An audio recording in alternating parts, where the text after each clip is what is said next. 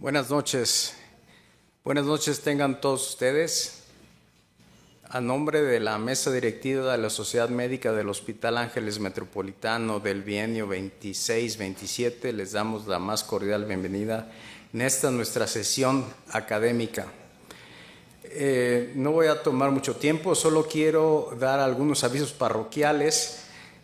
Hemos tenido un sinfín de problemas, pero bueno, trataremos de resolverlos. Hemos encontrado esta opción.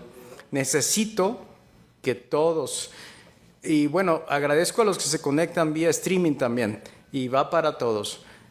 Por favor, si gustan recibir mensajes vía WhatsApp, tienen que agregarnos como contacto. De otra manera no van a recibir nada. Tienen que, por favor, agregarnos como contacto en WhatsApp. Ahí está el código QR. Eso es muy, muy importante. Se nos ha pedido varias ocasiones que tengamos también los mensajes por WhatsApp, pero es la única manera hasta el momento en la que podemos llegar a todos ustedes.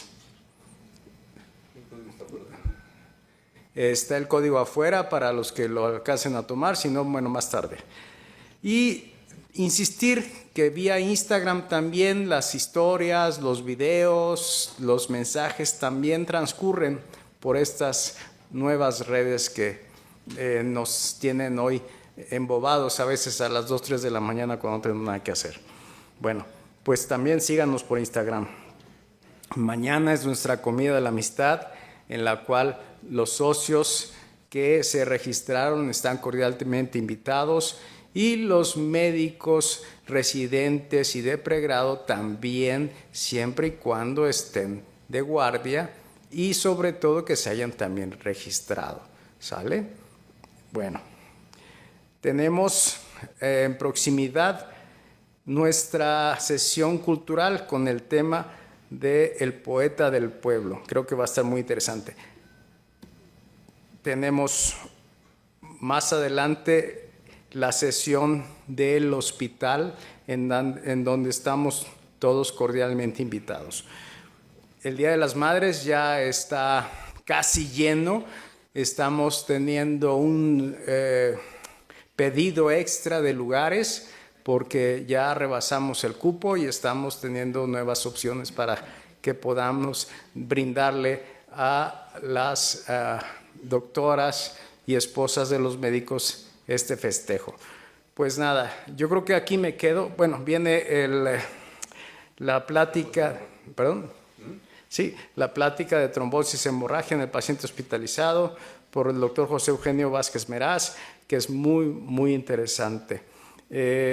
Hasta aquí me quedo, pasa el micrófono y llamo a tribuna al doctor Federico Cisneros para que nos haga la presentación de nuestro ponente.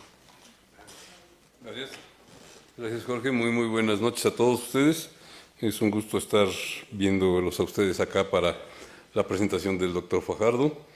El doctor Fajardo es el doctor Alfonso Fajardo Rodríguez, es médico cirujano con especialidad en medicina interna, algún defecto tenía que tener, por la Universidad Nacional Autónoma de México, es egresado del Centro Nacional de Formaciones de Profesores del IMSS-UNAM y además es quien se desempeña como profesor de posgrado y de pregrado en áreas como epidemiología clínica y oncológica, en nutrición clínica y en medicina interna.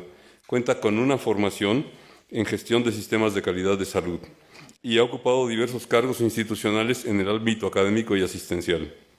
Actualmente es el jefe de la División de Medicina Interna dentro del Hospital Ángeles Metropolitano y es el coordinador de las actividades académicas de nuestra sociedad médica del mismo hospital. Él tiene un interés muy especial en las áreas de razonamiento médico, de seguridad hospitalaria, toma de decisiones, medicina mínimamente disruptiva y el desarrollo de modelos de integración de clínica deliberada. Lógicamente que, ante todo, siempre es un gran amigo y lo primero que va a hacer hoy es decirnos la conferencia Fragmentación e Incertidumbre en la Medicina Contemporánea. Por favor, Alfonso, seas bienvenido y este es tu foro.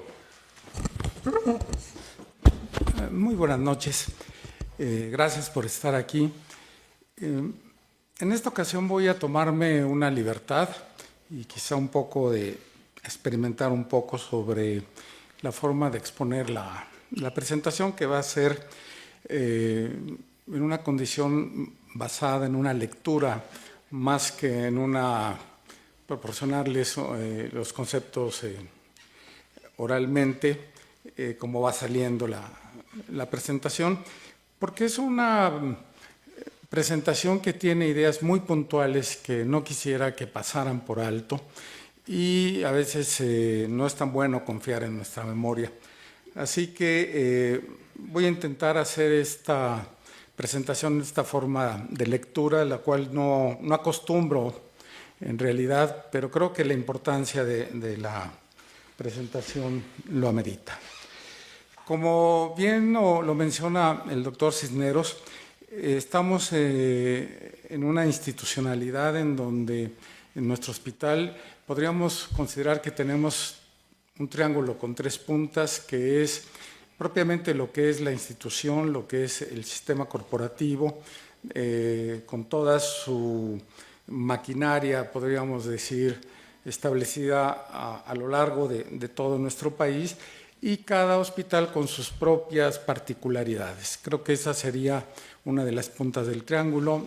El otro punto del triángulo sería la sociedad médica que conforma a cada hospital, y en particular a nuestra comunidad, con sus propias características históricas, de dedicación, de conocimiento, como cada familia.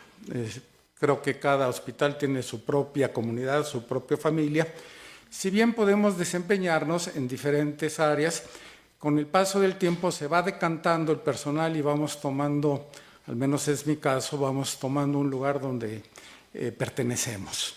Y este es el tercer punto, que es la comunidad. Entonces somos una comunidad que está enfrentando sus problemas particulares, su forma de ver la medicina en forma particular, y vamos creando esa cohesión donde nos vamos conociendo y vamos enfrentando los problemas generalmente en forma conjunta. El sistema de salud que estoy observando está muy orientado a la condición de la especialidad. Entonces, de hecho, para tener un número en este Hospital Ángeles, necesitas necesariamente tener una especialidad. Es la medicina contemporánea, es el concepto que se ha venido generando allende las fronteras, y no necesariamente en los modelos universales de medicina se tiene esta concepción tan unitaria, tan fragmentada, tan atomizada del paciente, sino más bien pienso que es una concepción sí moderna, pero una concepción muy procedente del norte de nuestro país, y con una adopción quizá a rajatabla, que en algún momento deberíamos de reflexionar qué tan apropiado es esta aproximación. Y es por eso que esta es la tercera punta que hemos considerado en una visión a largo plazo, dentro de un bienio de 2 años, tener más que una serie de pláticas aisladas, tener una condición que nos permita hacer un conversatorio continuo a lo largo de estos 2 años, tener algo que nos deje para la siguiente sesión. Así hemos dividido en diferentes bloques estos 2 años que vamos a tener de actividades académicas, y hemos dedicado 4 primeras partes para un bloque que creo es muy importante, que es el bloque de seguridad y del paciente complejo. El paciente complejo porque es el paciente al cual está orientada esta institución, a la multiespecialidad. Entonces, la idea es construir un programa académico con sentido, un programa con dirección y un programa que tenga continuidad. Durante este bienio organizamos nuestro trabajo, como les comento, en bloques temáticos, y no como eventos aislados, sino como conversaciones que van a ir evolucionando, y que al final de esta presentación esperemos que se pueda dar esta situación de mantener esta conversación, no solamente cuando salgamos de aquí, sino en la continuidad de nuestra estancia en el hospital. La sesión que hoy corresponde al tercer momento del bloque de seguridad vamos a hablar del paciente, es un bloque de seguridad y especialmente del paciente complejo. De hecho, hay áreas dentro de la metodología médica dedicadas especialmente a este campo de la medicina, como tenemos toma de decisiones, razonamiento médico y un punto muy especial que es la complejidad, medicina de la complejidad. Y creo que todos aquí estamos muy insertos, conscientes o inconscientes, de que estamos viviendo en una medicina de complejidad. Y la tarea número uno que tenemos en este momento es preguntarnos qué es la complejidad. Cada uno de ustedes hágase esa pregunta, si pueden definir claramente qué es un paciente complejo. A veces no es tan fácil, creo que es uno de los objetivos mostrar de dónde surge esta complejidad y la consecuencia de la complejidad, que ya lo vamos a ir viendo. La consecuencia inmediata y después la consecuencia inmediata, que es esta quemazón que nos atrapa como profesionales de la medicina, esta quemazón, este burnout. En esta sesión no vamos a hablar de protocolos, no vamos a hablar de eventos adversos, sino vamos a hablar de algo más profundo. Vamos a hablar de los riesgos que emergen cuando la atención pierde la coherencia. Ese es otro término que tenemos que tener siempre presentes, mantener coherencia en nuestros actos médicos e idealmente también mantener congruencia.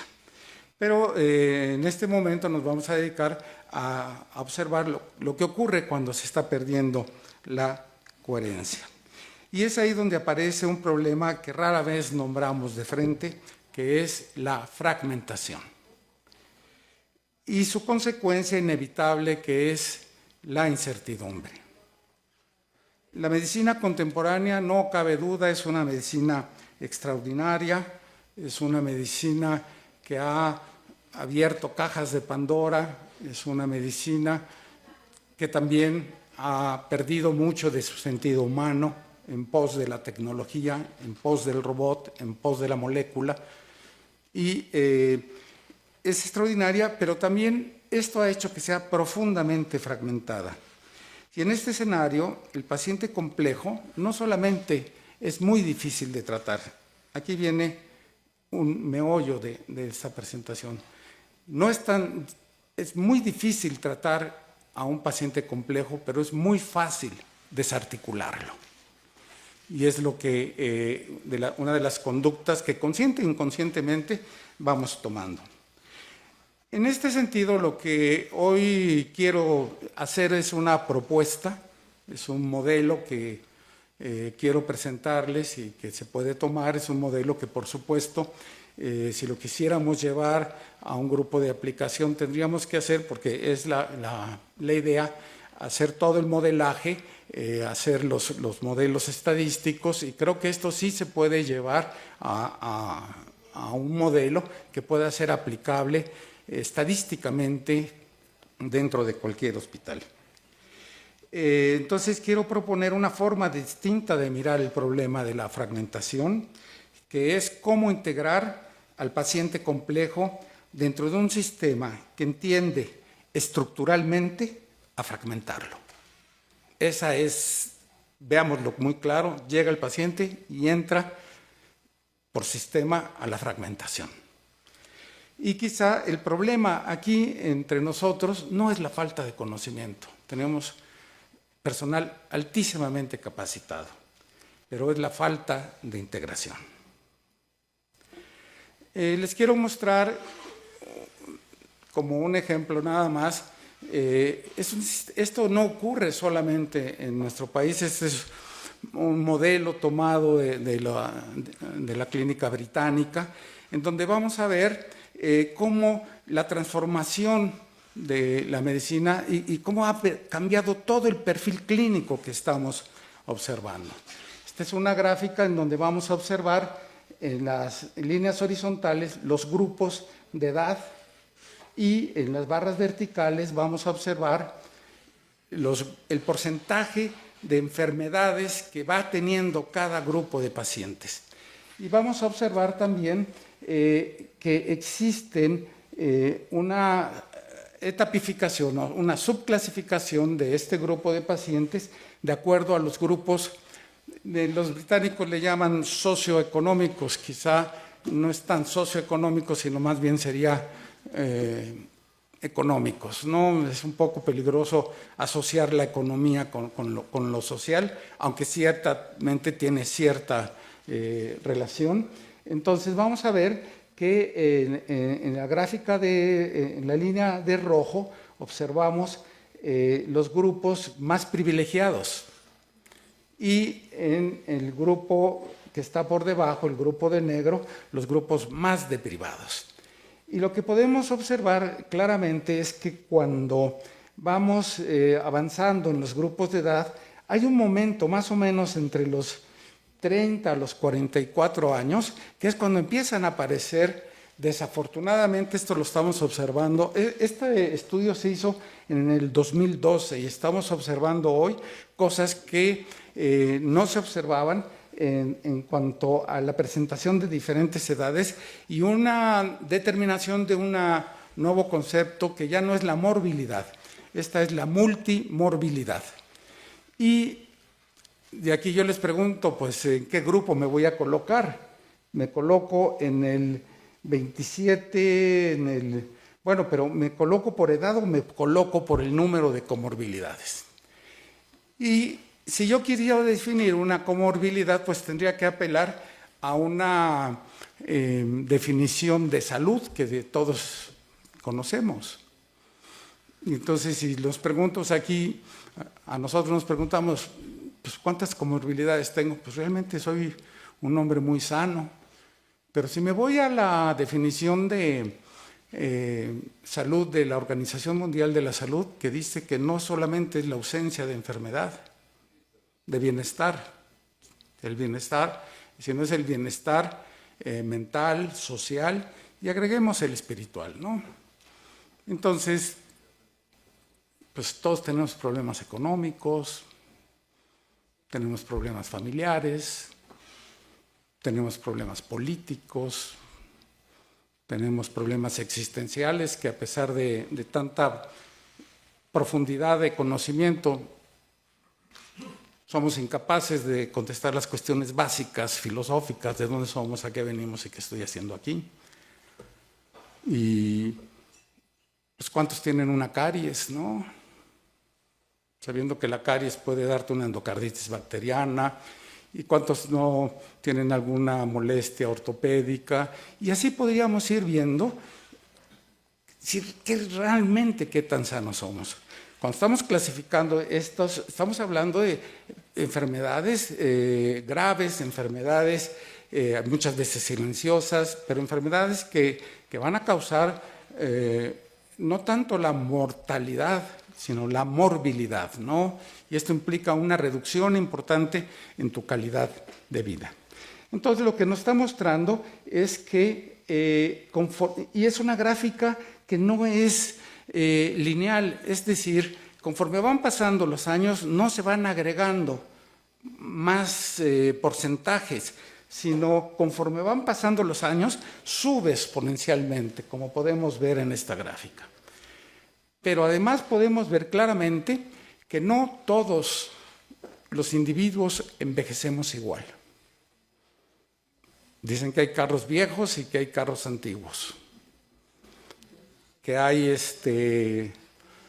joyas de colección y hay carcachas. Y a veces te preguntas si le tomaron la placa al carro, ¿no?, que te pasó por encima.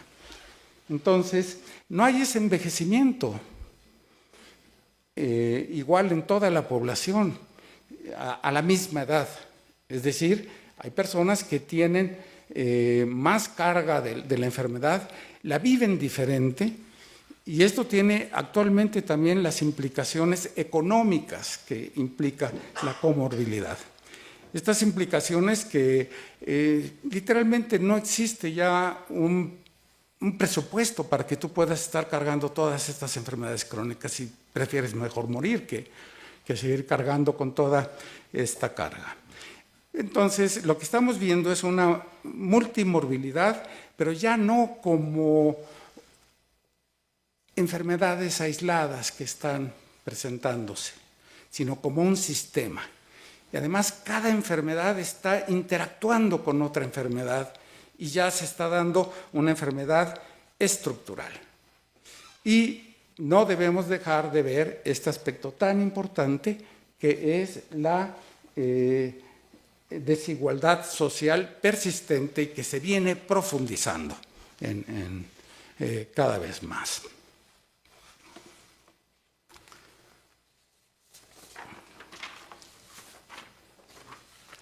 Entonces, esto deja de ser un paciente. Ahora estamos viendo a un sistema.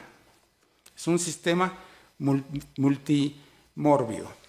Y como un buen eslogan, en muchas instituciones, a veces, sin siquiera me parece tener conciencia de lo que se está diciendo, o brutalmente deshonesto, ponen como eslogan algunas instituciones: medicina centrada en el paciente. ¿Qué será eso de centrado en el paciente? Tú sí importas para nosotros.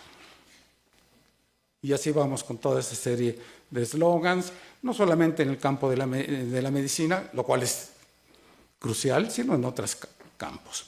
Lo que estamos observando aquí lo vamos a llevar ahora ya no a todo el sistema poblacional, sino lo vamos a llevar a un nivel individual. Uno donde lo que encontramos no es una lista de diagnósticos. Y esto es lo que estamos viendo todos los días. Es un sistema multimórbido donde múltiples enfermedades coexisten alrededor de una persona. Aquí, por ejemplo, muy común lo que estamos observando. Pacientes que tienen diabetes, pacientes que avanzan y que tienen una enfermedad renal crónica, pacientes que frecuentemente tienen enfermedades pulmonares, pacientes que desarrollan, consecuencia de ello, insuficiencia cardíaca y, por supuesto, que están deprimidos. Entonces, todo en una persona, en el centro. El punto en este momento no es la cantidad de enfermedades, sino el punto en que ninguno de ellas coexiste de manera independiente. Cada una influye en las otras, las modifica, las complica y condiciona las decisiones terapéuticas. El tratamiento de uno puede actuar negativamente en la otra. Y viene la nueva epidemia también, ¿no? Que aquí es por la que nos rige también, que son las guías clínicas. Es que la guía clínica dice esto y siempre es la guía clínica y te olvidas de que existe, detrás de la clínica está un paciente. Que no, esa guía clínica no fue hecha para ese paciente, ni siquiera fue hecha en tu país, ni siquiera muchas fueron hechas en tu tiempo.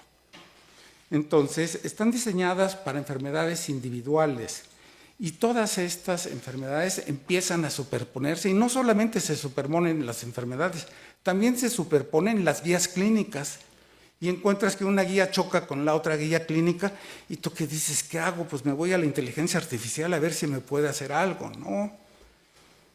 Y entonces entras en el dilema de que si quisieras mejor entrar a otros sistemas que te puedan ayudar a encontrar una solución a toda esta confusión. Y en el centro de todo, así debería de ser, está la persona.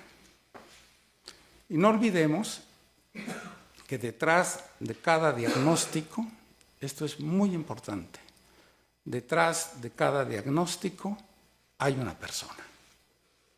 Eso es algo que nos debe de quedar siempre muy presente. La persona no es un concepto abstracto, es un punto donde convergen todas las tensiones, ahí van a converger. Un paciente que no vive sus enfermedades por separado, Él vive esa experiencia, una experiencia única, una experiencia simultánea y muchas veces una experiencia abrumadora. Esto ya no es complejidad lineal, es una complejidad sistémica en el paciente y en nosotros también.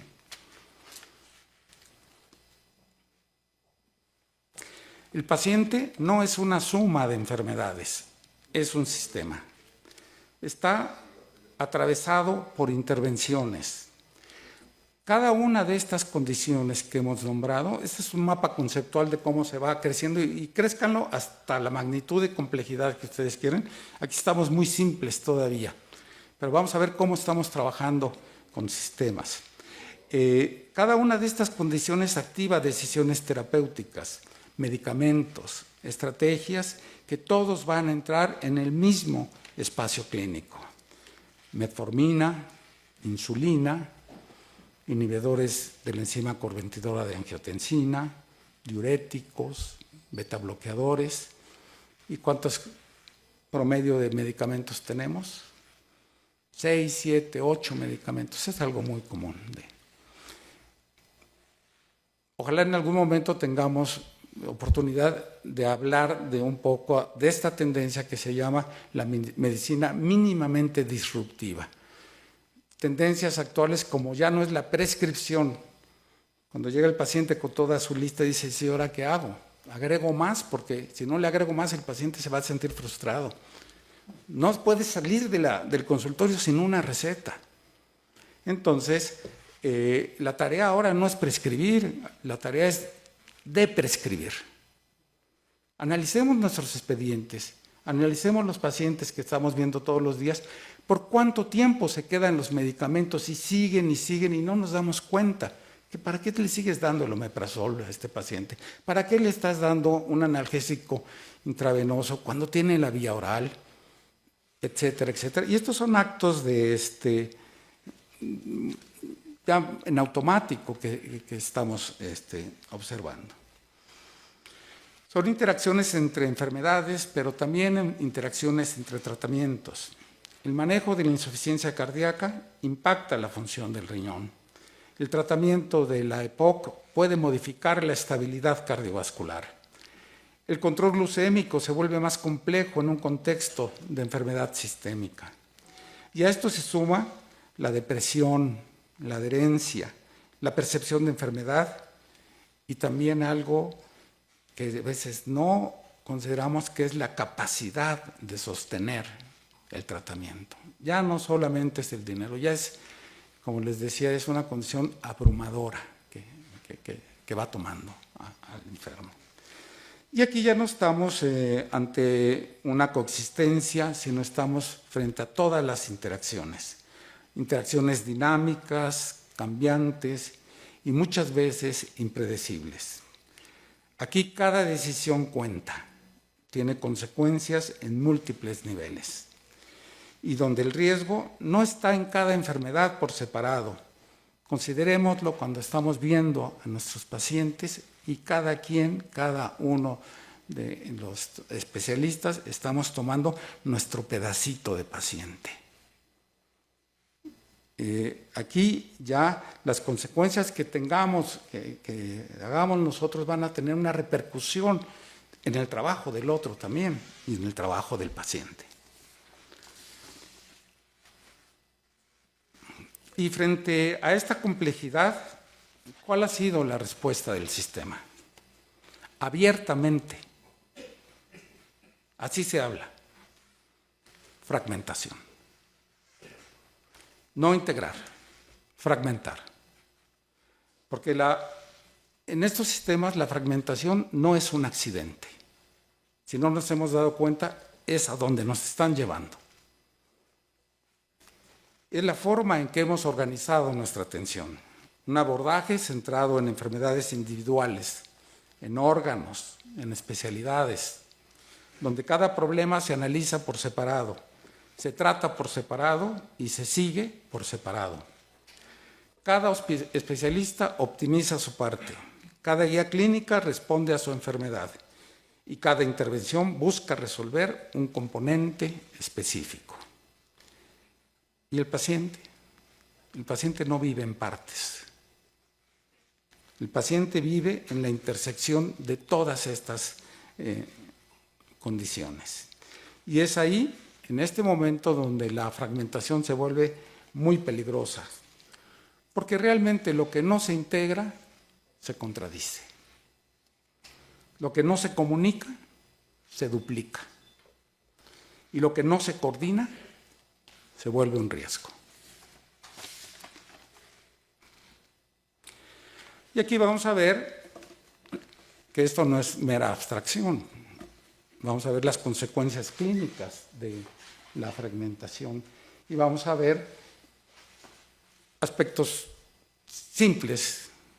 Podríamos profundizar más, pero la prescripción inapropiada y la relación que existe entre la multimorbilidad. Al tener toda esta fragmentación, pues cada quien tiene que cumplir con su campo y tiene que dar su prescripción, por supuesto. Y se traduce en todo lo que vemos todos los días. Aumento de esta prescripción inapropiada, errores y eventos adversos que potencialmente deberían ser evitables. Y esto es algo también importante, pero menos visible, que es la disminución en la adherencia al tratamiento. ¿Y la culpa de quién es? Del paciente y de su familia.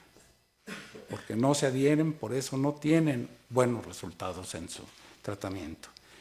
Y no nos preguntamos por qué abandona el paciente. ¿Es un descuidado?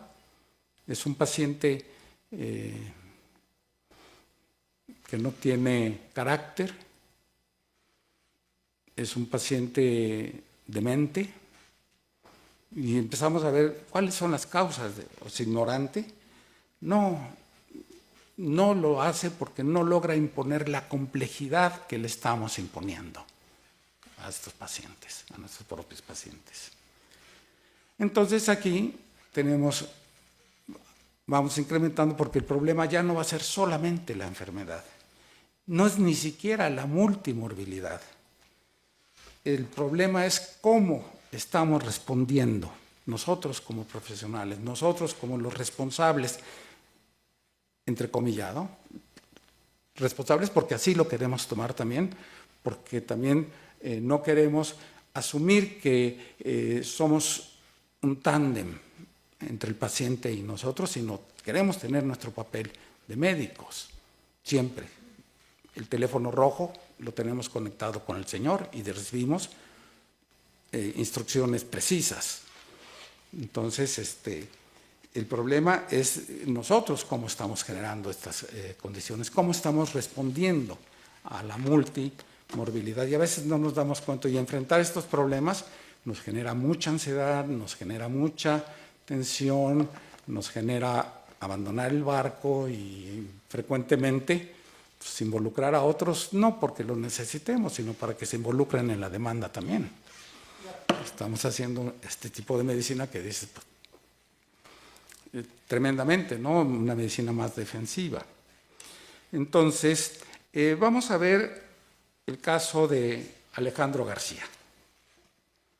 Vamos a algo en concreto. Tiene 72 años, tiene diabetes mellitus, tiene hipertensión arterial, tiene insuficiencia cardíaca y tiene enfermedad renal crónica estadio 3.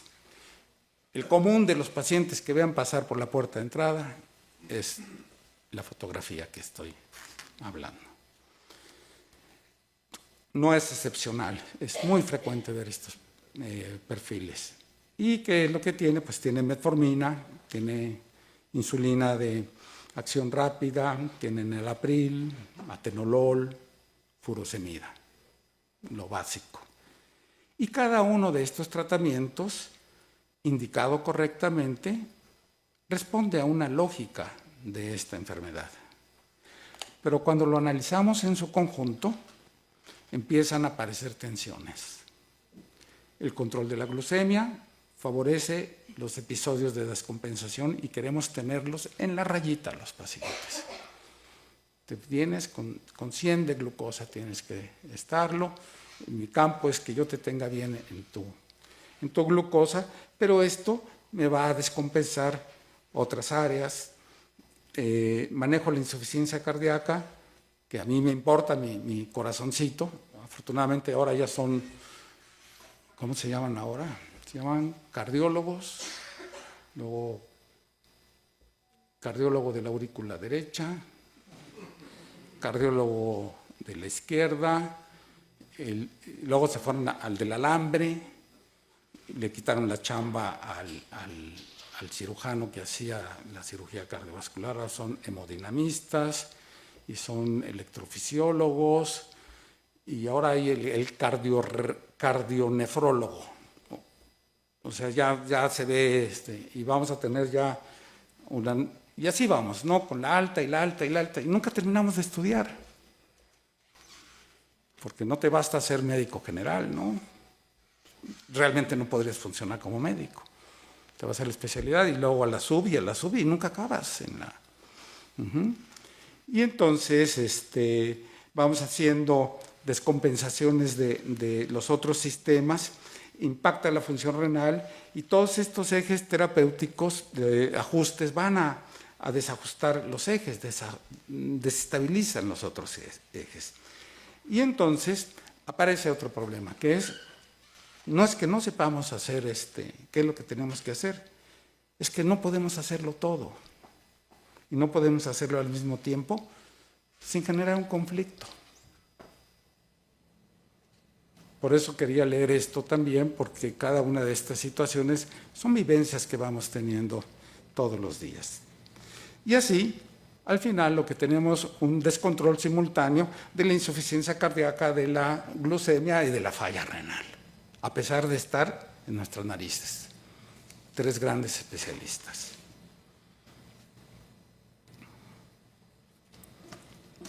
Y entonces viene el conflicto terapéutico. Este mismo paciente lo vamos a ver desde la perspectiva del tratamiento, y empieza a aparecer algo distinto. El tratamiento deja de ser una suma de intervenciones y empieza a comportarse como un sistema en tensión. Cada enfermedad activa la estrategia terapéutica ojalá fuera de una sola persona, pero no, aquí ya están conviviendo y cada quien está jalando la cuerda para su molinito. Y estas estrategias puede que no siempre sean compatibles entre sí. Por ejemplo, el uso de inhibidores de la enzima convertidora de angiotensina, pues sabemos que mal empleados te puede deteriorar más la función renal.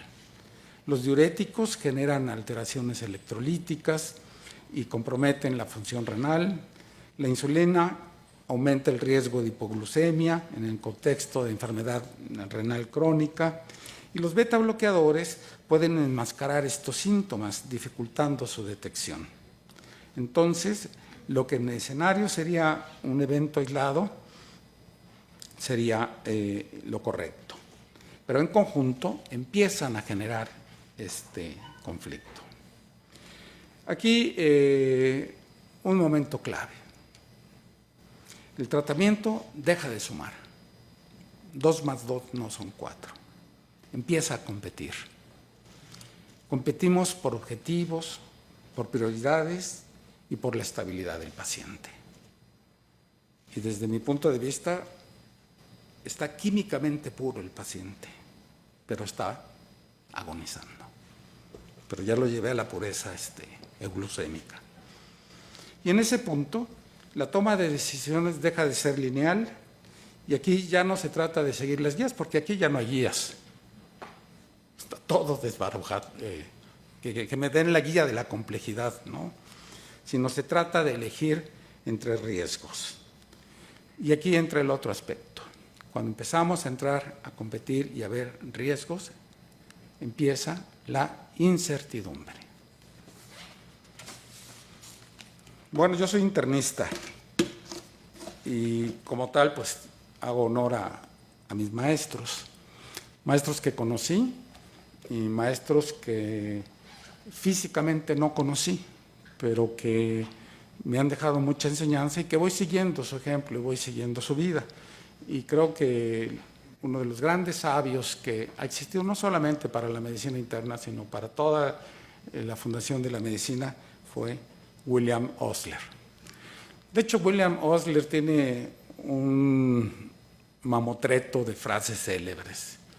Y no estamos, en alguna ocasión ya hablamos de William Osler, podríamos seguir repasando todo lo que habló Osler, pero vale la pena traerlo a colación en este momento, porque una de las frases más célebres que tiene es que la medicina es una ciencia de incertidumbre. No somos matemáticas, no somos física, no somos una ciencia dura, trabajamos con humanos. No puede haber patrones iguales en cada uno de nosotros. Puede haber modelos, pero no exactamente aplican para cada paciente. Entonces, por tanto, es una situación de incertidumbre, es una condición donde van, como hemos visto, se van sumando otras condiciones que rompen todos los esquemas, los algoritmos, las guías. Y al ser una ciencia de incertidumbre, la aspiración, pienso, que deberíamos de tener es llegar a ser artistas, porque la medicina nos dicen que es un arte. Pues a ver cómo vamos a definir lo que es el arte, ¿no? Como generador, como creativo, como utilización de todos nuestros sentidos, de todo nuestro conocimiento, de toda nuestra humanidad para crear algo. Y definitivamente la medicina es un arte y la probabilidad y el manejo de la probabilidad es un arte también. Esto es una frase sumamente vigente porque lo que estamos enfrentando en este momento no es la falta de información.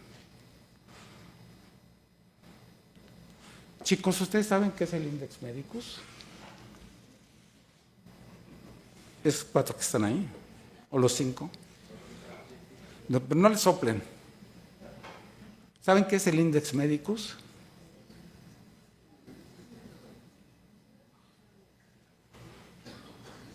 Doctor Cruz, ¿cómo obtenía la información usted en sus años mozos? Que fue hace recientemente.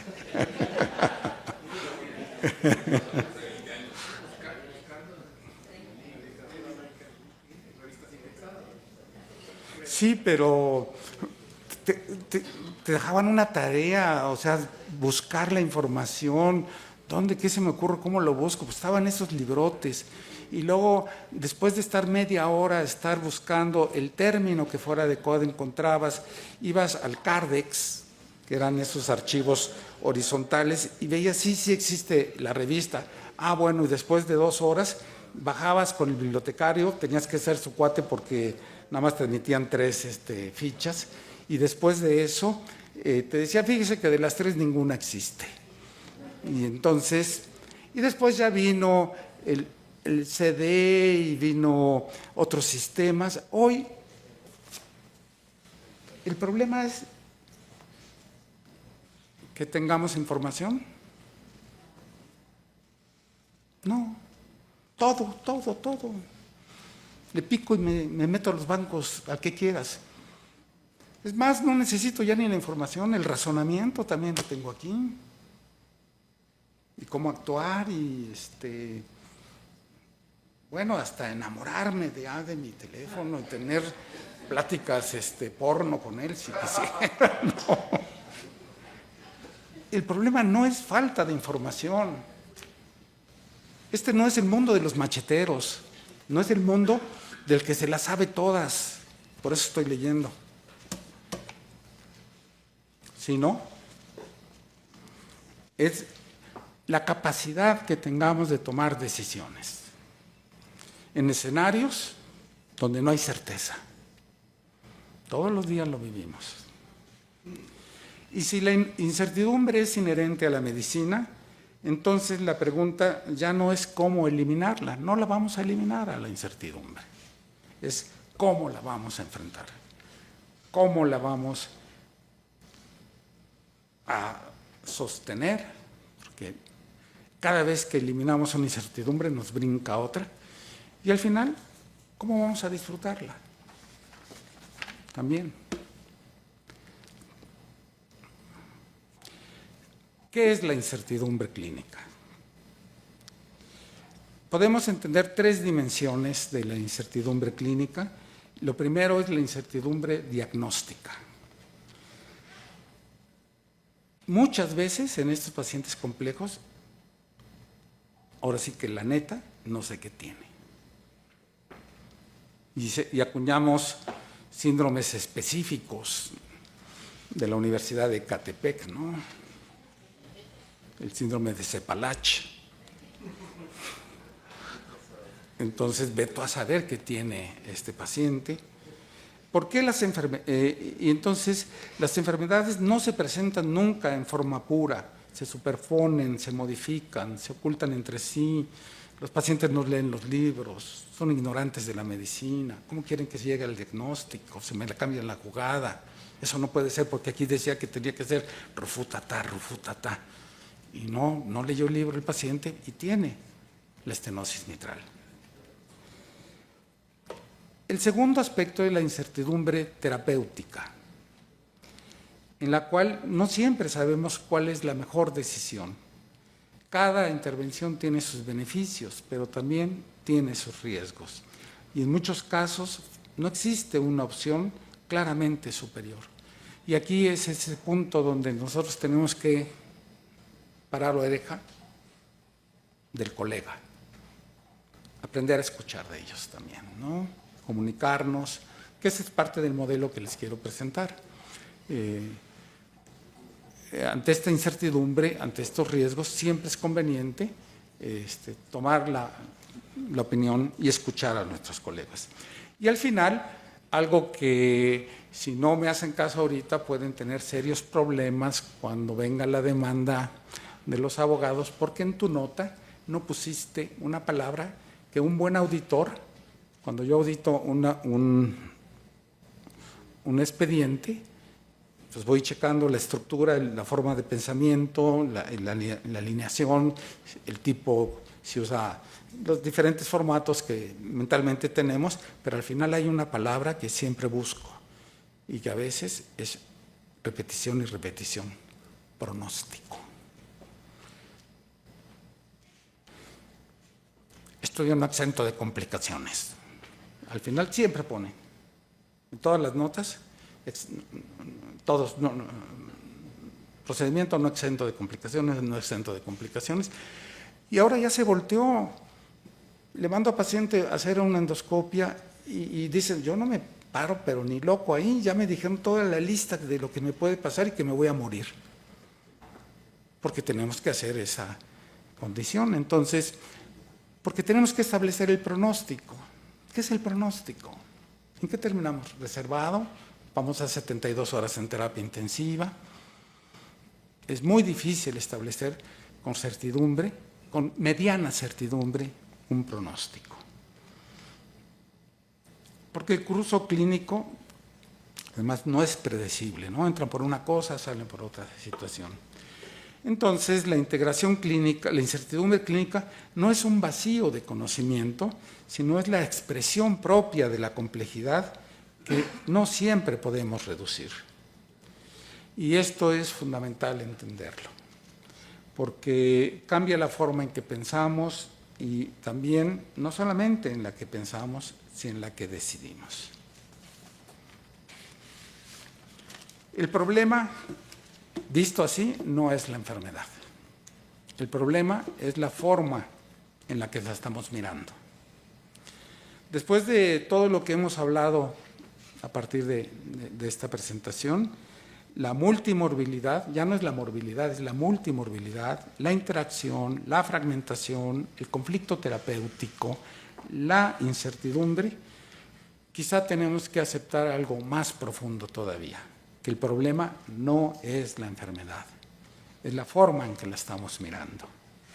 Porque seguimos intentando entender al paciente complejo, con herramientas que han sido diseñadas para problemas simples. Seguimos fragmentando lo que es continuo y simplificando lo que en realidad es irreductible. Y en ese intento ocurre otra situación crítica que no nos damos cuenta, que es perder la coherencia clínica. Y no es que la medicina haya dejado de ser efectiva. La medicina sigue siendo muy efectiva. El problema es que el objeto que estamos tratando ha cambiado. Y mientras nosotros no cambiemos esta forma de mirar, vamos a seguir generando fragmentación, incluso con las mejores intenciones. Tampoco el problema es la incertidumbre, aunque me parezca una contradicción de lo que he venido tratando de llevar a dar este concepto. Tampoco es la incertidumbre. Es la forma en que respondemos a la incertidumbre. La incertidumbre, como hemos visto, es inherente a la medicina, siempre ha estado ahí y siempre va a estar. Pero lo que sí podemos cambiar es la manera en la que la enfrentamos. Nos debemos de preguntar, ¿podemos responder siguiendo con la fragmentación? Intentando simplificar lo que es complejo. Eso deberíamos de tratar de hacer. Pero en la vida es otra de las cosas que nos dice Osler, lo más difícil es hacerse uno fácil. Ser fácil, ser simple, ser sencillo, es muy difícil. Es muy complejo también. Pero es nuestra intención que debíamos de hacer, ir buscando esos caminos para ir desenmarañando toda esta complejidad y buscar la simplicidad. Y entonces, dicen que chango viejo no hace maroma nueva. Pero nos podemos preguntar, ¿podemos aprender a integrar? Siendo honestos con nosotros mismos, por supuesto.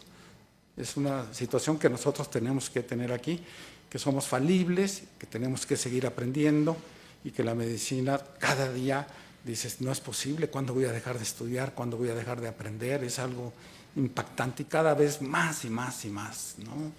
Y a veces lo que nos preocupa es la tecnología, estar manejando este otro aparato, tal molécula, tal algoritmo, tal guía, etcétera, pero no estamos pensando cómo podemos empezar a ser más simples, a poder aprender a integrar, a conectar toda la información, a priorizar de una manera deliberada, a tomar decisiones que consideren al paciente como un todo. Y esa es una transición que debemos hacer. Y darnos cuenta también, ¿no?, de los caminos donde de alguna manera se nos quiere estar llevando. Vamos a hablar un poco sobre lo que es la tipología, en una forma muy simple, lo que es una tipología de la fragmentación, que díganme si no la conocen o será un invento mío, ¿no? La sobreintervención, la medicina defensiva, la fragmentación reactiva y una protocolización rígida. Entonces, cuando vemos el primero, que es la sobreintervención, más estudios, y entonces están pasando la guía, la visita a los residentes, y están levantando la mano. Yo le pido, hay que pedirle esto. No, si no se trata de pedirle estudios. Eso no es sabio porque le estés pidiendo tal o cual estudio, ¿no? Es saber qué estudio le vas a pedir que va a modificar tu conducta. Que sepas que existen procesos estadísticos que tienes que tener en tu mente, no de leerlos, que son básicos y que teníamos que tener. Esto te lo da la estructura también y te lo da el callo de los años que has estado viendo, pero si tú no tienes una base estructural estadística, pues no vas a saber que es una prueba pretest y vas a andar haciendo todas las pruebas que viene perdón la expresión, pero viene una mugrosa diarrea y vámonos con un panel molecular, no es una rutina que estás observando, dices, no es posible. O sea, para una diarrea vas con los paneles moleculares y todos son paneles moleculares. Lo que no te fijas es que cada panel vale 17,000 pesos y que no te cambia conductas frecuentemente y que eso infla las cuentas y los recursos son limitados. y que tenemos que tener conciencia de ello. Más tratamientos, más acciones, más tomografías, y aparecen cosas que ni te imaginabas y te vas a tratar las otras cosas y entonces te vuelves una locura de mundo. Eso no necesariamente es una mejor medicina. Otro aspecto que nos está afectando mucho y que realmente es difícil soslayarlo es la medicina defensiva. Y aquí tenemos decisiones guiadas por el miedo. Pues yo le hice todo lo que tenía que hacer y le pedí todas las interconsultas que había que hacer. Sí, ¿y tu juicio clínico? ¿Fue guiado? ¿Tus acciones fueron llevadas por el juicio? El tercero es la fragmentación reactiva. Pues vamos con las interconsultas múltiples, que se vayan acumulando. Y desafortunadamente también una condición se tiene que decir, business abierto o business cerrado, o subconsciente incluso. Entonces lo que vemos ahora es algo que, para hablar como anciano, que no me imaginé que estuviéramos, que podíamos llegar a ver estos tipos de lo que estamos viviendo ahora, ¿no? La generación de nuevos verbos en medicina, ¿no?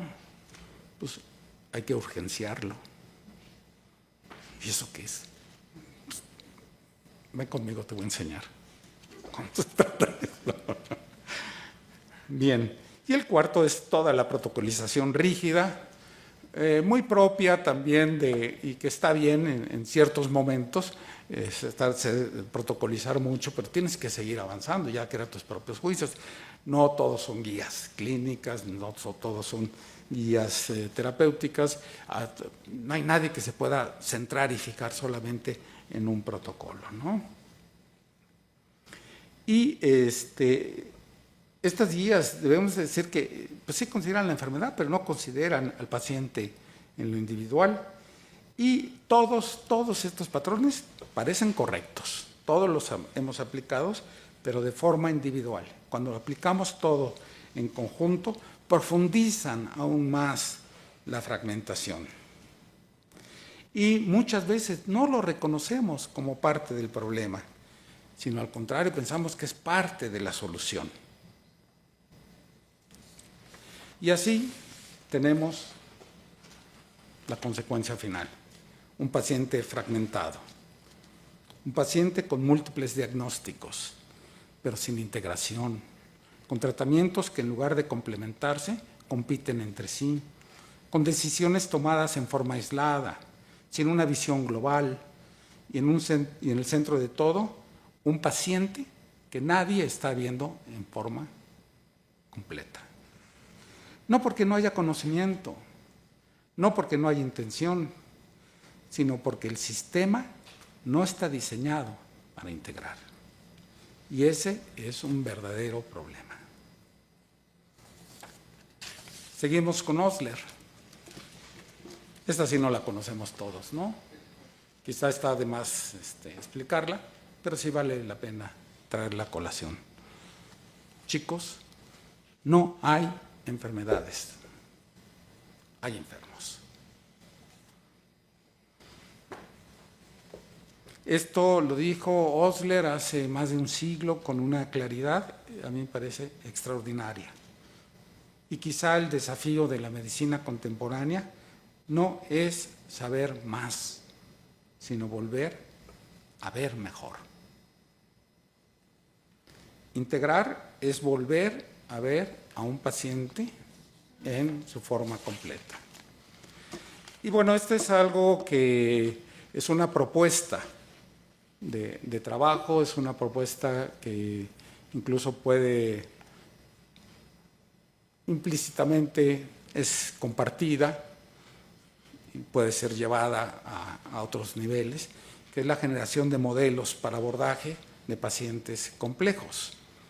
Y entonces, en este modelo vamos a usar 3 palabras, que es la integración, la clínica y la deliberación. ¿Alguien me podría decir qué es la clínica? Doctor Barrón.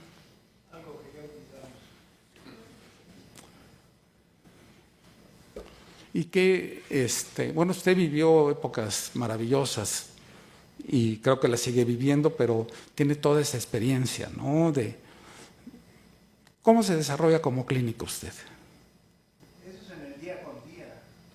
Tenemos una base que es lo que nos dan los libros, pero el día con día y enfrentarnos al paciente es lo que nos va desarrollando la clínica. Simplemente el caminar de un paciente nos orienta hacia un diagnóstico. El cómo desprende un olor un paciente nos orienta a un diagnóstico. El color de la piel, los ojos, simplemente con la observación podemos empezar a tener una sospecha diagnóstica. Y luego lo vamos a ir integrando con el tiempo, con el conocimiento, con la experiencia, a integrar unos diagnósticos con más certeza. Yo sí considero que la experiencia que nos dan los años de trabajo nos permite en un momento dado hacer unos diagnósticos más tempranos, que luego podremos corroborar con la cantidad de estudios que tenemos en la actualidad. A nosotros nos tocó aprender a hacer diagnósticos de tumores de cabeza y cuello con placas simples. Ahora tenemos tomografías computadas, resonancias magnéticas, angioresonancias, que ya no tienen ni chiste hacer un diagnóstico. Pero el paciente va a todos estos estudios cuando nosotros tenemos el diagnóstico. Y que nosotros, a base de la clínica, ya integramos un diagnóstico y lo queremos corroborar con el estudio. No que el estudio me diga qué debo de preguntar o qué buscar para llegar a mi diagnóstico. Es al revés. Primero mi diagnóstico, lo integro en el diagnóstico y voy a los estudios a corroborarlo. Así es. Y la clínica tiene me voy a ver así latinista, muy de maestro antiguo, un sine qua non. Porque clínica viene de cliné. ¿Y qué es cliné? La cama. ¿Y dónde ves a tus pacientes hoy? Pues si les pasas visita en la alberca, no, pues está muy fácil ahora aquí. Todos son, ¿cuánto ves a tus pacientes? ¿Cuándo estás con ellos? ¿Cómo vas a aprender clínica? ¿Cómo vas a aprender los signos? ¿Cómo vas a aprender los olores? ¿Cómo se van a despertar tus sensibilidades si no estás con los enfermos? Muy importante algo, tus 5 sentidos, pero escucharlos, darles tiempo. No te compliques. Por más resonancias, al final el paciente te da el diagnóstico. Nada más que tengas un poquito de sensibilidad y dices, el paciente me dio el diagnóstico desde el principio y anduve, pero entonces vamos a hacer clínica. Ojalá podamos ir integrando. Y eso pueden decir, pues eso yo lo hago todos los días. Posiblemente, pero no lo haces deliberadamente. Aquí la deliberación es el punto importante también. Entonces, este modelo vamos a estar 3 aspectos, especialmente que nos van a ser de utilidad en pacientes complejos.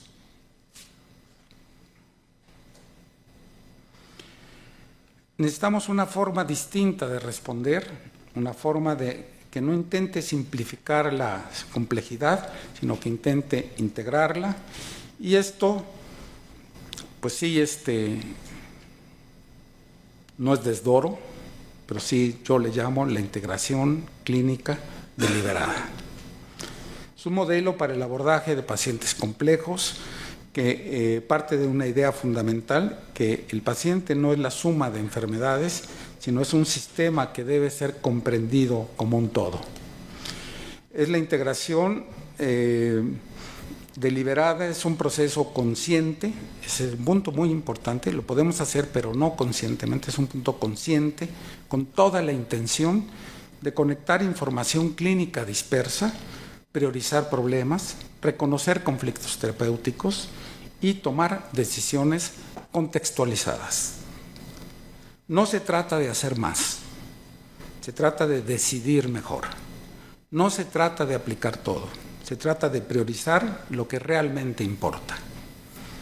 Y entender que esta integración como la medicina misma y como la vida misma, no es estática, es dinámica, evoluciona con el paciente y requiere una reevaluación constante.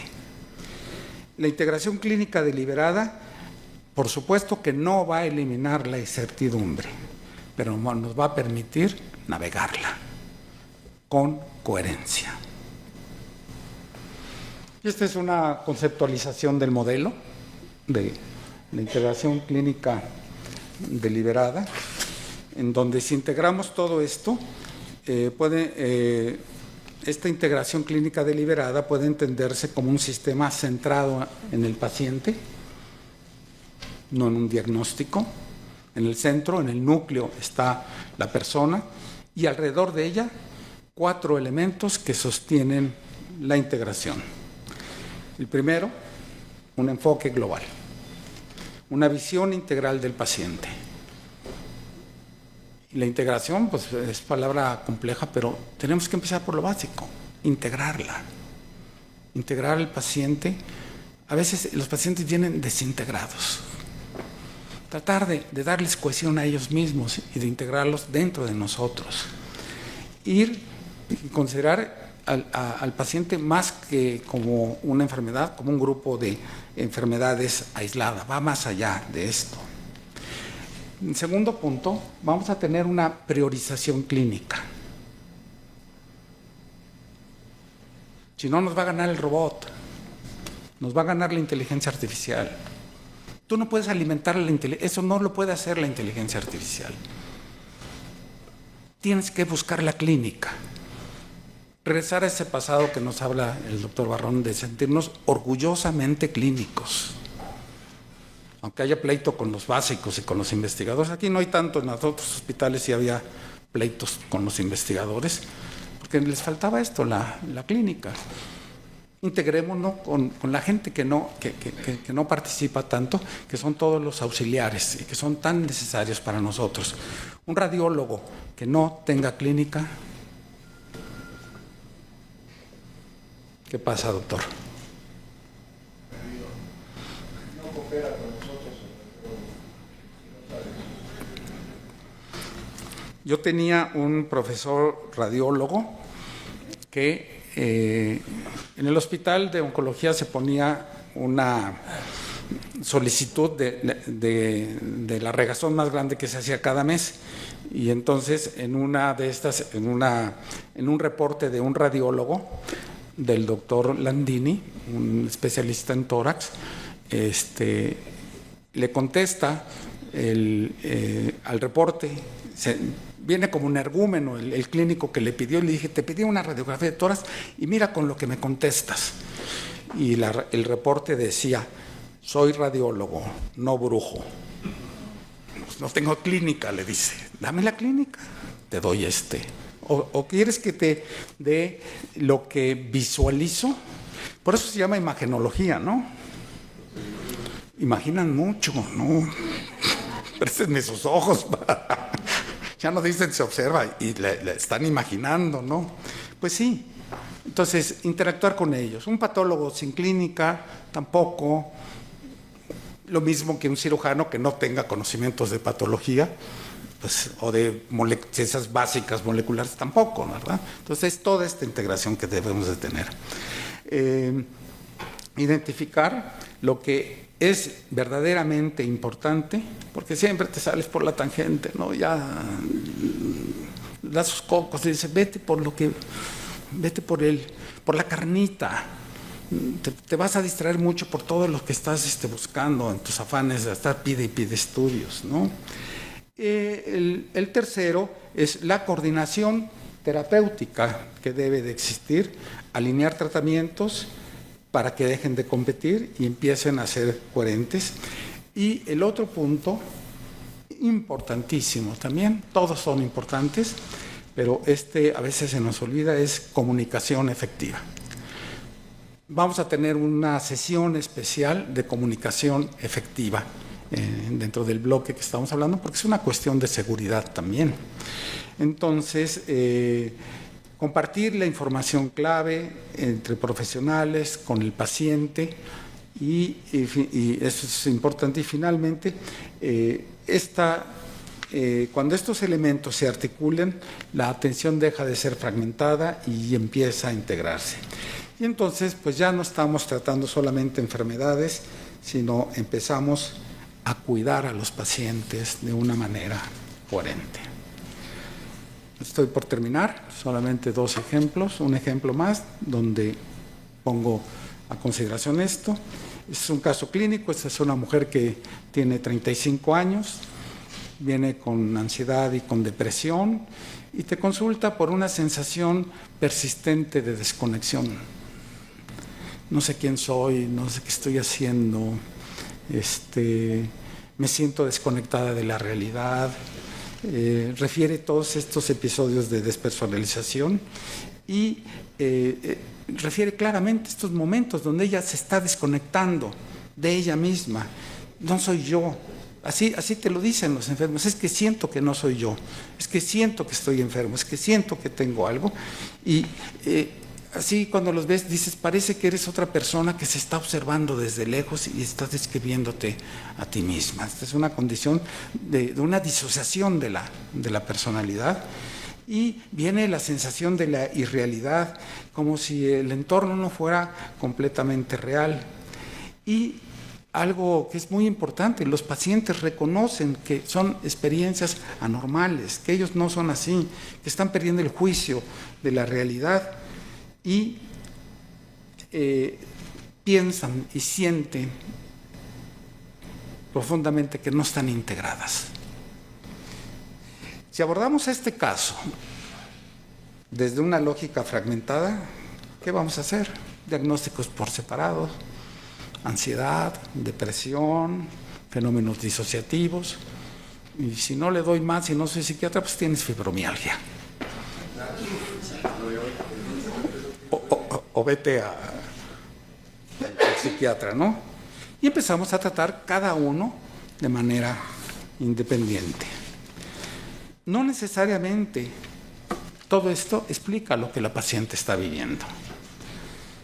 Si lo vemos como un sistema, lo que está ocurriendo con esta paciente, lo que aparece no son entidades aisladas, sino una experiencia clínica integrada, donde la ansiedad, la depresión, la disociación forman parte del mismo proceso.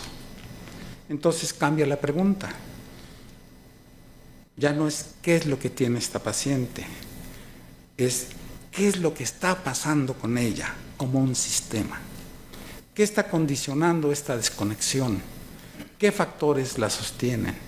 ¿Y qué es lo prioritario para intervenir? Y ahí es donde entra la intervención clínica deliberada. Permite ordenar el problema, priorizar y tomar decisiones coherentes. Y este es quizá el meollo de los amantes de guías y de algoritmos. Vamos con un algoritmo que sintetiza lo que hemos hablado.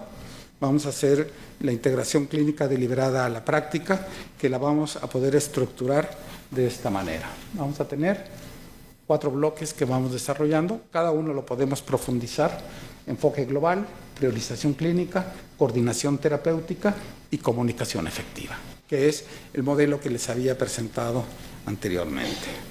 Preguntarnos, en el primer paso, en el enfoque global, ¿qué está pasando con el paciente como un todo? No solo sus diagnósticos, sino su historia clínica completa, y que la lean, por favor, porque el trabajo que hacen los chicos, los residentes, todo, pues nadie lo lee. Ahí está también muchas de las respuestas. Sus factores físicos, sus factores emocionales, sus factores sociales y el contexto en el que el paciente lo vive. El segundo paso, que es la priorización clínica, que es lo más importante en este momento. Identificar los problemas activos, detectar urgencias y riesgos, enfocar nuestros esfuerzos donde realmente va a impactar. El tercer paso es la coordinación terapéutica, revisar todos los tratamientos, evitar duplicidades, identificar contradicciones, alinear el plan terapéutico como un solo eje. Y finalmente, el cuarto paso, que es la comunicación efectiva, que es asegurar que el paciente entiende lo que estamos hablando, que los médicos estamos alineados y que existe una claridad de objetivos.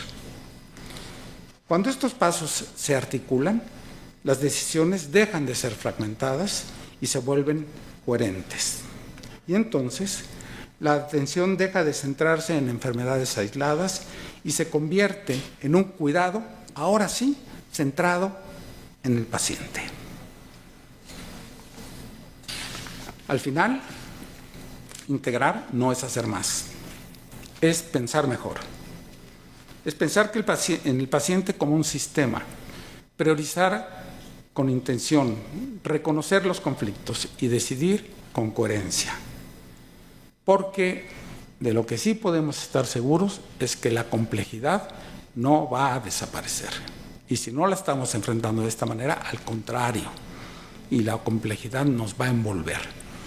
Y no vamos a hablarle ahora a un complejólogo para que se haga cargo del paciente. Todo eso lo tenemos que hacer cada uno de nosotros en nuestra práctica.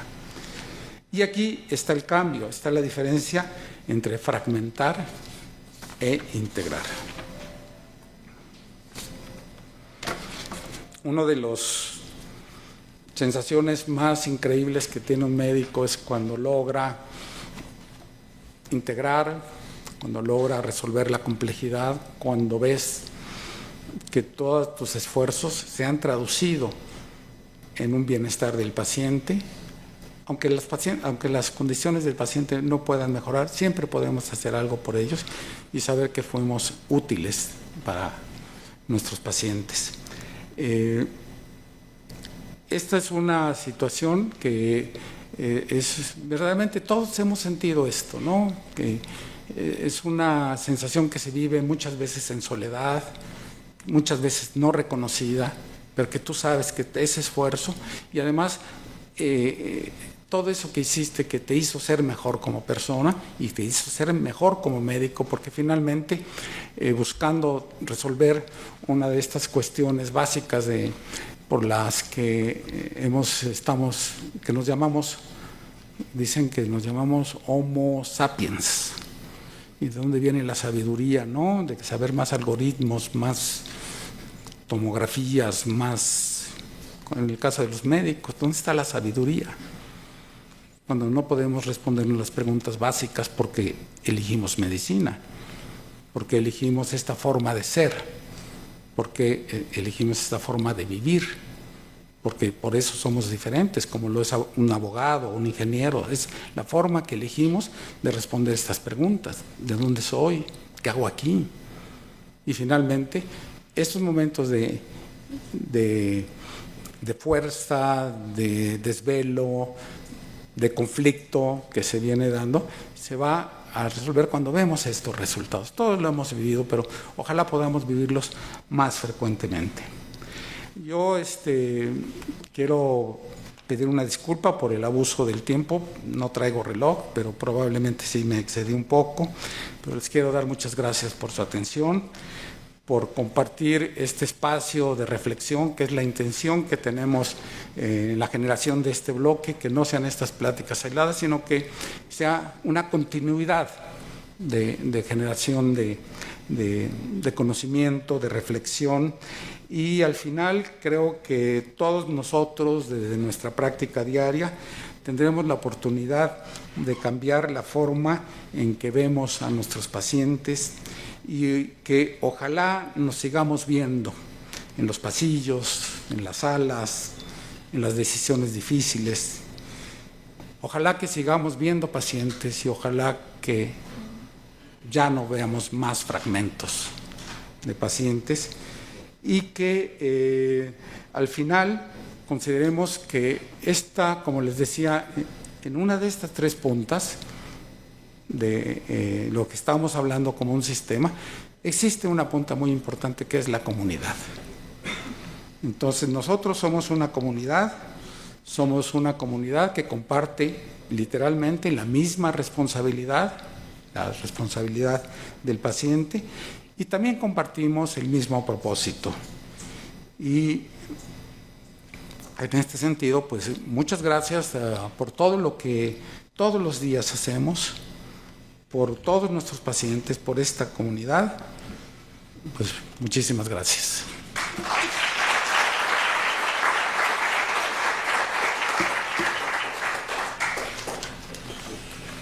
Si alguien tuviera algún comentario. Si alguien quisiera hacer algún comentario a la plática del doctor Alfonso Fajardo. Sí. Ok. Sí, por favor. Buenas noches. Primero felicitarte por el micro resumen que nos... Gracias. Primero felicitarte por el micro resumen que nos hiciste de la evolución de la medicina, pero yo quisiera que desde tu punto de vista trataras de explicarnos dónde nos hemos perdido. Ha sido la tecnología, ha sido la evolución, ha sido el humanismo, ¿sí? Ha sido la sociedad en global, ¿dónde nos hemos perdido en este gran problema? En todos. Yo creo que es una pregunta que cada quien debe de responderse a sí mismo y que regrese.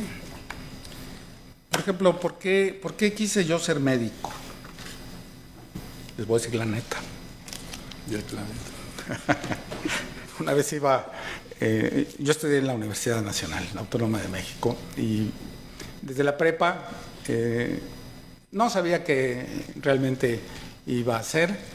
No tenía una clara decisión, había pasado por muchas intenciones y fui a un festival de rock en las islas, con todo lo que implica estar en las islas, y vi por ahí pasar un par de palomos, se veían guapísimos. Además, era una pareja de estudiantes de medicina que iban vestidos de blanco y iban de la mano y iban muy apapachados, y me pareció algo bellísimo ver a esos dos palomos y dije, yo quiero ser palomo, porque si me visto de blanco, ya la hice, ¿no? Es impactante. Después tuve otras muchas razones, también quise ser apóstol de la medicina y hice medicina social, y luego dije, no, es tiempo de que haga dinero también, ¿no? Entonces, ya es tiempo de que tenga el último auto de gama. No, mejor ya lo tengo, pero no tengo el reconocimiento social. El médico es una figura por eso voy a ser yo médico, ¿no? Voy a ser político también, ¿no? Voy a ocupar cargos. ¿En dónde se perdió, Héctorito? Cada quien lo debe de responder. Primero, si se ha perdido.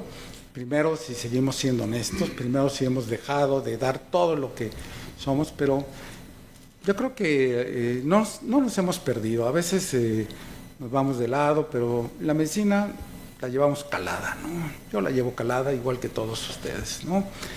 Hay tentaciones y el ejemplo creo que sí es importante, el contacto con las nuevas generaciones, los ejemplos que se estén dando y donde tú estás viendo ciertas desviaciones que ahí hay que intervenir. A mí me parece que una de las acciones más importantes que ha hecho menoscabo de la medicina es la educación, es el ejemplo de nuestros maestros.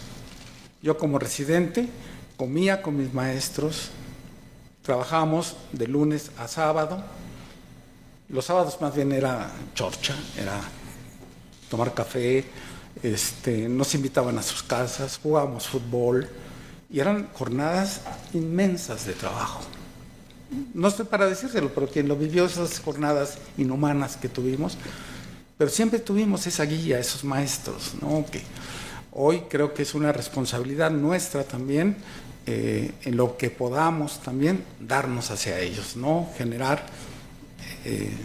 pues estos mejores médicos y que cada quien agarre su propio silicio y se dé sus nopalazos para ver de dónde estuvo fallando, ¿no? ¿Dónde se falla? Pues muchísimas gracias, Creo Alfonso. que el doctor Ángeles sí, gracias doctor. Muy interesante, ¿no? Nos pone a reflexionar a todos. Yo sí tengo una respuesta referente a la pregunta del doctor Héctor. Y yo creo que se ha perdido la clínica. La brecha generacional entre los residentes y yo es más corta y a mí me he dado cuenta, igual dando las clases de pregrado, que se ha perdido la clínica. O sea, la gente que estudió en la pandemia ya no hace clínica. No vio un paciente, fueron semestres por internet. La clínica francesa, el Bárbara Bates, ni les pregunte qué es, no saben qué es. Un libro de semiología. Se ha perdido la clínica, definitivamente se ha perdido la clínica. ¿Y en dónde más nos hemos perdido? En la alta fragmentación y en que ya no hay generalistas. O sea, ya no hay médicos generales y ya no hay médicos internistas. Entonces, ¿qué pasa? Tenemos todos estos altos especialistas en un mismo caso y perdidos, porque no saben hacia dónde van. Entonces, bueno, tapando hoyos. Tiene una FA, le vamos a hacer una ablación. Se le tapó la vejiga, la vamos a destapar. Pero entonces nadie tiene como una visión, aunque tenga 5 médicos tratantes, el paciente, de, vamos hacia allá. Entonces, tener la visión de vamos hacia dónde vamos con ese caso específico es la mitad de la solución del problema. Entonces, así como muy puntualmente yo diría esas dos cosas, o sea, retomar la clínica sí es importante, y la otra cosa, que haya alguien que tenga esta visión de hacia dónde se va en un caso específico, y se necesitan más generalistas. O sea, yo estoy totalmente de acuerdo en eso con usted. Gracias. Sí, nada más abundar brevemente. Sí es cierto, pero también creo que no hay dueño de un paciente, ¿no? Y creo que tú, siendo especialista, no siendo internista, no siendo generalista, de todos modos tienes que tener toda esta obligación, toda esta condición deliberada. Y cuando tú perteneces a otro grupo, no trabajamos en aislado, buscar la comunicación, siempre debe haber un líder en este campo. A mí me piden una interconsulta, yo espero que la gente que está pidiendo siempre, y lo voy a respetar como tal, es el eje del trabajo, y deben de hacer independientemente de la especialidad que se tenga. Yo sí quisiera ser un poco intrusivo ya con el tiempo, y hablando de esos ejemplos, pues hay algo viviente aquí, un libro viviente. Pedro, ¿qué opinas? Bueno, yo, viendo la presentación, viendo tu propuesta, uno siempre se pregunta de dónde vengo, a dónde voy. Y a dónde voy, cada quien tiene sus puntos de vista y los has expuesto aquí. Y viene la pregunta, ¿cómo voy a integrar? ¿Y dónde hemos ido perdiendo? Porque esa es una realidad. Y una realidad no únicamente de este país, sino es una realidad mundial. Más o menos en el 2020, Eva Singletary, que es la jefa de mama en el Anderson, hizo una reflexión extraordinaria en relación a la equiparación de la medicina, en particular la cirugía, con los Juegos Olímpicos. Y empezó a identificar que para el año 2020 el 20% de los aplicantes para centros de alta formación en cirugía en los Estados Unidos abdicaban, e hizo un análisis bien interesante para tratar de contestar esta pregunta, ¿dónde nos hemos perdido? Y lo puso primero, la integración de la familia. ¿Qué es lo que la familia espera de un muchacho recién graduado? ¿Qué espera? Pues espera que ese muchacho, a la edad de 28, 35 años, sea independiente. ¿Cuál es la realidad? Un muchacho recién graduado de cirugía, no sé las demás, porque no... A los 28, 35 años, cuando termina la especialidad en cirugía de centros de alta especialización con los más altos honores en cirugía, gana entre $35,000 y $50,000 dependiendo anuales, dependiendo del sitio donde vaya a trabajar y dependiendo de sus credenciales, lo que haya hecho durante su entrenamiento. El segundo punto es la educación. Alguien hace rato dijo educación, y la educación a nivel mundial ha ido, nuestros marcos referenciales, lo que tú te referías, lo que nosotros vivimos en oncología, que a final de cuentas la integración no era más que lo que nosotros veíamos como la clínica conjunta para tomar la decisión terapéutica adecuada.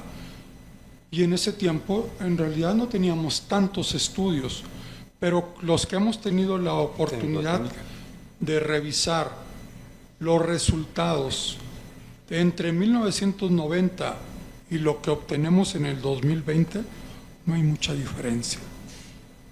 Tal vez diferencias existen en cómo conceptualizar, pero no en los resultados finales.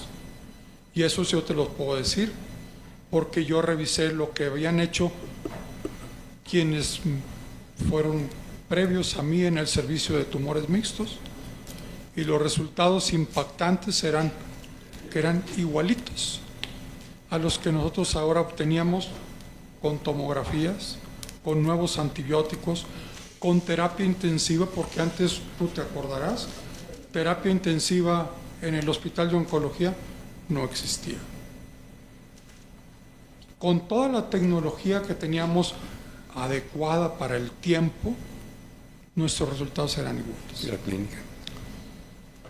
La tercera que puso la doctora Singletary es de educación en las universidades. Cómo ha ido decayendo de forma importante la asociación de la formación basada en los modelos que eran los maestros. El modelo del maestro, aún en los Estados Unidos o en los centros de formación, ha ido bajando sus marcos referenciales y sus niveles. La cuarta es el hospital donde trabajas. Y el hospital donde trabajas, no nada más aquí en México, en cualquier parte del mundo ha ido también a la baja, porque el médico responsable quiere más tiempo, más salario, más actividades extra que dedicar al... ¿Y por qué lo que equiparó con los Juegos Olímpicos? Porque hay muchos que se preparan para tratar de participar en unos Juegos Olímpicos. Hay un proceso de selección que solamente unos 10, 15% son los que van a ir a competir, pero al final solamente la medalla de oro la gana uno. Y ese uno ella le puso, como el nombre del artículo, a passion in our hearts. La pasión que cada uno de nosotros le pone a lo que está haciendo para poder integrar todo esto y qué es lo que uno soñó. Entonces yo creo que indudablemente ha habido una desintegración importante de nosotros, pero que también cuando yo he analizado ahora qué fue lo que yo me perdí entre lo que me enseñaron y lo que yo enseñé, integración. Ahí fue donde yo me perdí, y en darse peleando en que yo soy mejor que tú, que yo opero mejor que tú, eso no nos enseñaron. Pero nosotros, ese afán de querer ser probablemente mejor que los demás, en tener, yo soy SNI 3, tú eres SNI 1 o ni siquiera calificaste, pero yo soy el que... Ahí es donde empieza uno a perder la... ¿Y qué es lo que le enseña uno a los muchachos? A tratar de que todo puede ser mucho más sencillo si agarras y empiezas a poder tener un modelo mucho más sencillo, porque a final de cuentas, con los sistemas que tenemos en la actualidad, podemos agarrar y tener un nivel 1 o 2 del SNI y punto. Eso fue mi logro. Pero creo que ese no es el logro en la generalidad y por eso hemos ido perdiendo nuestra integración. Pues muchísimas gracias por las experiencias, agradecemos a todos ustedes su presencia y agradecemos al doctor Fajardo con un reconocimiento. Muchísimas gracias, Alfonso. Y bueno, para que te rehidrates un poquito, te rehidrates y te reintegres, te refragmentes. Muchísimas gracias a todos, los esperamos, por favor, a los que quieran asistir en la reunión que tenemos en el Club Médico, por favor.